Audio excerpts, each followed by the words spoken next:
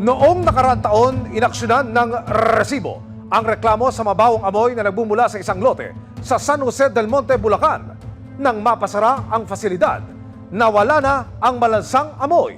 Pero ano na naman daw itong bagong amoy na umaalingasaw? Sa isang barangay sa San Jose del Monte, Bulacan, amoy patay raw ang hangin na nasasagap ng mga residente.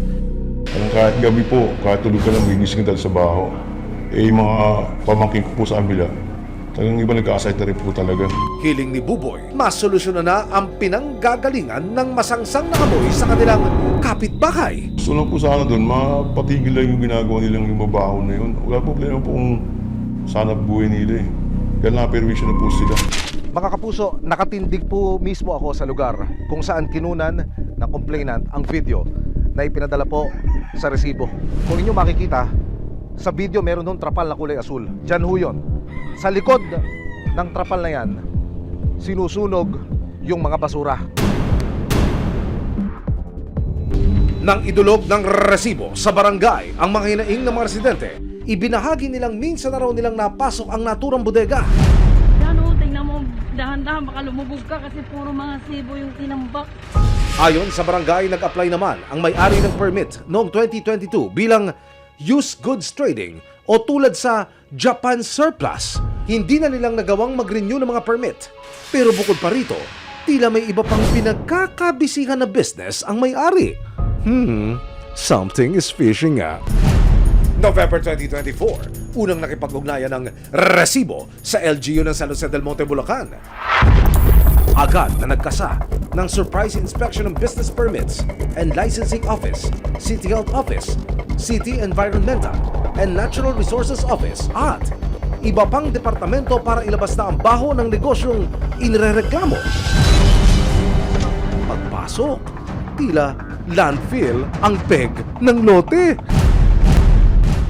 Mga residente sa San Jose del Monte, Bulacan, nagrereklamo dahil sa nakakasukang amoy sa kanilang barangay. Ano nga ba ang nangungumbakong amoy na iyan? Nang lapitan ng mga sako na pinagpipistahan na ng sangkatutak na langaw, lumuwa at bumulwak ang dugo mula sa mga ito. Bahaw, parang patay na tao.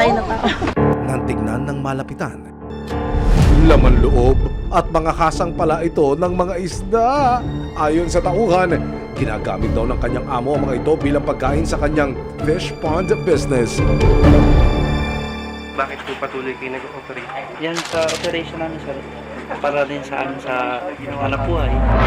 Dahil sa mga natuklasang patong-patong na violation, nagpasya ang LGU ng San Jose del Monte, Bulacan na ipasara ang establishmento.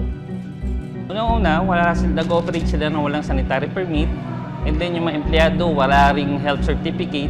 Pangatlo, walang personal protective equipment. Sa solid waste, yan po ay na-violate nila. Nakita nyo, mixed waste. Pati yung Clean Water Act. Nakita mo yung kanal, hindi dumadalo yung tubig. Ang inaplayan pa nilang nature of business, used goods trading. Paano po naging isda, mga sir? Operating po sila without a business permit.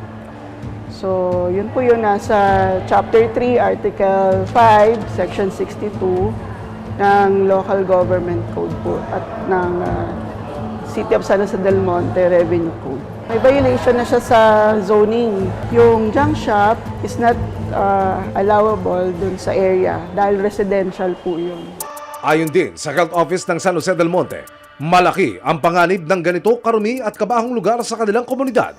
Kami naman sa city environment nga, pati sa environment, so nakita tayo natin na dami naging paglabag, no? Hinggang sa hindi wastong pamamahalan ng basura. Siniguro ng LGU ng San Jose del Monte, Bulacan na inatasan na nila ang may-ari na linisin at dispatchahin na ang mga inimbak na mga laman loob. May violation po ako. Ay, pasensya na po. At hindi na po mauulit. Sana mabigyan ako ng pagkakataon mo dapat samantala. Sinubukan din ng resibo na makapanayam ang may-ari ng property. Hindi ko na siguro i-reduce sir yung kanyang kontrata. Kasi isinarado na po ng city eh. Maraming salamat sa panonood, mga kapuso. Para masundan ang mga reklamong nasolusyonan ng resibo, mag-subscribe lamang sa GMA Public Affairs YouTube channel.